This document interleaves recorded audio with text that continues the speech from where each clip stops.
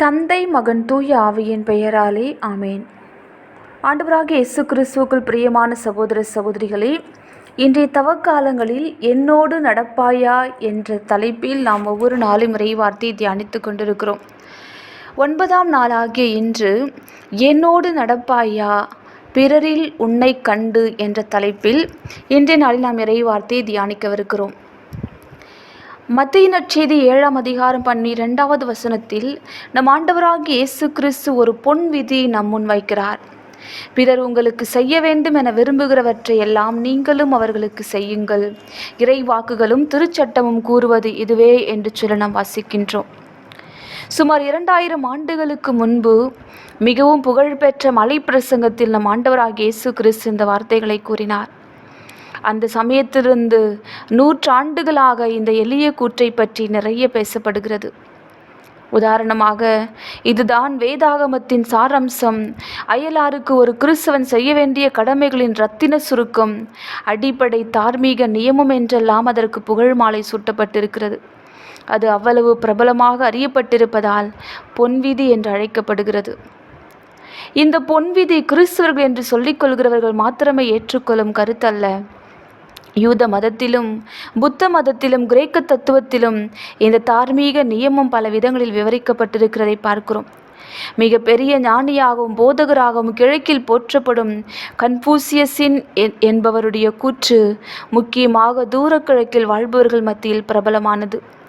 அது கன்பூசியரின் 4 நூல்களில் 3வது நூலாகிய தி அனலக்டஸ் என்பதில் 3 முறை குறிப்பிட்டிருக்கிறதை நாம் பார்க்கிறோம்.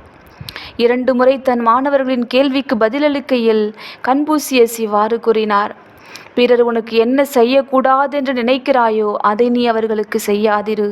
மற்றொரு சமயம், பிறர் எனக்கு என்ன செய்யக்கூடாதென்று நான் நினைக்கிறேனோ அதை நானும் அவர்களுக்கு செய்ய விரும்புவதில்லை என்று அவருடைய மாணவன் டிசகாக் பெருமையாக சொல்லி கொண்ட பொழுது ஆசிரியர் மிக அமைதியாக, சரிதான், ஆனால் இதை இன்னும் உன்னால் செய்ய முடியவில்லை என்று கூறுகிறார். கன்பூசியஸின் வார்த்தைகளை வாசிக்கும் பொழுது பின்னர் இயேசு சொன்ன அதே செய்தியை அவர் எதிர்மறையாக கூறியிருப்பதை காண முடிகிறது. வித்தியாசம் என்னவென்றால், இயேசு கூறிய பொன்விதி மற்றவர்களுக்கு நன்மையான செயல்கள் செய்வதை தேவைப்படுத்துகிறது. இயேசு கூறிய ஆக்கப்பூர்வமான பொன்விதிப்படி நடப்பது என்பது மற்றவர்கள் மீது அக்கறை காட்டுவதை, அவர்களுக்கு உதவி செய்ய முயற்சி செய்வதை, தினந்தோறும் இந்த விதிக்கு இசைய வாழ்வதை அர்த்தப்படுத்துகிறது. இப்படி செய்வதால் இன்றைய உலகம் வாழ்வதற்கு இன்பமான ஓரிடமாக மாறிவிடும் அல்லவா? எனக்கு பிரியமான சகோதர சகோதரிகளே, அதில் துளி கூட சந்தேகமில்லை. இந்த பொன்விதி நேர்மறையாகவோ எதிர்மறையாகவோ வேறு எந்த வகையிலோ கூறப்பட்டாலும் சரி, பல்வேறு காலங்களிலும் வெவ்வேறு இடங்களிலும் வித்தியாசமான பின்னணிகளிலும் வாழ்ந்திருப்பவர்கள் இதில் பெரிதும் நம்பிக்கை வைத்திருப்பதே குறிப்பிடத்தக்கது. ஒரு நிமிடம் நம்மையே நாம் இந்த கேள்விகளை கேட்டுக்கொள்வோம். நான் மரியாதையுடன் நடத்தப்பட விரும்புகிறேனா? நான் எல்லாராலும் அன்பு செய்யப்பட, பாராட்டப்பட, அங்கீகரிக்கப்பட, அடையாளப்படுத்தப்பட விரும்புகிறேனா? எல்லாரும் என் உணர்வுகளை புரிந்து கொள்ள வேண்டும். எல்லாரும் நான் யார் என்பதை புரிந்து கொள்ள வேண்டும். என் துன்பத்தில், என் இன்பத்தில், என் பலவீனத்தில் எல்லாரும் எனக்கு உதவி செய்ய வேண்டும். நான் எப்படிப்பட்டவன் என்பதை எல்லாரும் புரிந்து கொள்ள வேண்டும். எனக்கு அவர்கள் இதை செய்ய வேண்டும், அதை செய்ய வேண்டும், நான் எதிர்பார்ப்பது போல் அவர்கள் நடக்க வேண்டும் என்று சொல்லி நான் விரும்புகிறேனா? நம் ஒவ்வொருவரிலும் எதிர்பார்ப்புகள் பல உண்டு. நம்முடைய குடும்பத்தாரை குறித்து, நம்மோடு உடன் பயணிக்கிறவர்களை குறித்து, நம்மோடு கூட வாழ்க்கை பயணத்தில் பல்வேறு விதங்கள் நமக்கு உதவி செய்கிறவர்கள், நம்மோடு உடன் பயணிக்கிறவர்கள் நான் நினைப்பது போல இருக்க வேண்டும், நான் நினைப்பது போல எனக்கு செய்ய வேண்டும் என்ற எதிர்பார்ப்புகள் நமக்கு உண்டு. நம்மில் பெரும்பாலானோர் அநேக முறை நான், எனது குடும்பம், எனது உறவு, எனது ஆசை, எனது விருப்பம் என்று சொல்லி நம்மையே மையப்படுத்தி வாழ்ந்து கொண்டிருக்கிறோம். இன்று ஜெட் வேகத்தில் முன்னேறும் நம்முடைய உயர் தொழில்நுட்ப உலகம் சுயநலத்தில் மூழ்கி இருக்கிறதை பார்க்கிறோம். பெரும்பாலானவர்கள் சொந்த சௌகரியங்களுக்காகவோ உரிமைகளுக்கோ ஆபத்து ஏற்படும் என்றால் மற்றவர்களை பற்றி யோசித்து பார்ப்பதே இல்லை. இன்று ஏன் அநேகர் சுயநலவாதிகளாக, கொடுமை செய்கிறவர்களாக, உணர்ச்சிகள் மறத்து போனவர்களாக, தன்னலமே கருதுபவர்களாக மாறிவிட்டனர்? எனக்கு பிரியமான சகோதர சகோதரிகளே, நம்முள் அநேகரும் அப்படிதான் வாழ்ந்து கொண்டிருக்கிறோம். கிறிஸ்துவர்களாக இருந்து கொண்டு, கிறிஸ்துவோடு வாழ விரும்பிக் கொண்டு, கிறிஸ்துவோடு நடக்க விரும்பிக் கொண்டு, நான், எனது குடும்பம், எனது உறவு, எனது உணர்வு, எனது ஆசை என்று சுயநலத்தோடு வாழ்ந்து கொண்டிருக்கிறோம். பொன் விதி, இயேசு நமக்கு கொடுத்திருக்கிற பொன் விதியை மறந்து போயிருக்கிறோம். என்னை போலதான் மற்றவர்களும், என்னை போல உணர்வுடையவர்கள்தான் மற்றவர்களுடைய உணர்வுகளும், என்னை போல தேவையில் இருப்பவர்கள்தான் அடுத்தவர்களும், என்னை போல பலவீனம் உடையவர்கள்தான் அடுத்தவர்களும் என்பதை மறந்து விடுகிறோம்.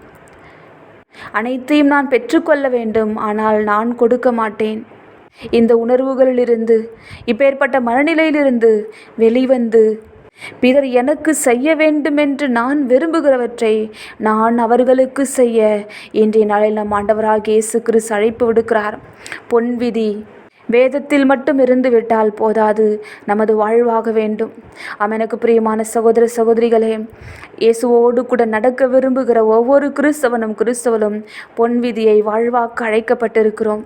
இயேசு கிறிஸ்துவை அடுத்தவர்களில் கண்டு என்னை போலதான் மற்றவர்களும் என்று சொல்லி அடுத்தவர்களுடைய உணர்வை எனது உணர்வாக்கி அன்பு செய்து வாழ, விட்டு கொடுத்து வாழ, மன்னித்து வாழ, உணர்வுகளை புரிந்து கொண்டு வாழ இன்றைய நாளில் நாம் அழைக்கப்பட்டிருக்கிறோம். நம்மை முழுவதுமாய் நமக்காக கல்வாரியில் மரித்த, நம்மை மட்டுமே கண்முன் கொண்டு நமக்காக மட்டுமாகவே விண்ணக மகிமை துறந்து மண்ணகத்திற்கு இறங்கி வந்த இயேசுவை போல நம்மை மறந்து அடுத்தவர்களை முன்வைப்போம். அடுத்தவர்களில் இயேசுவை காண்போம், அடுத்தவர்களில் நம்மை காண்போம். செபிப்போமா?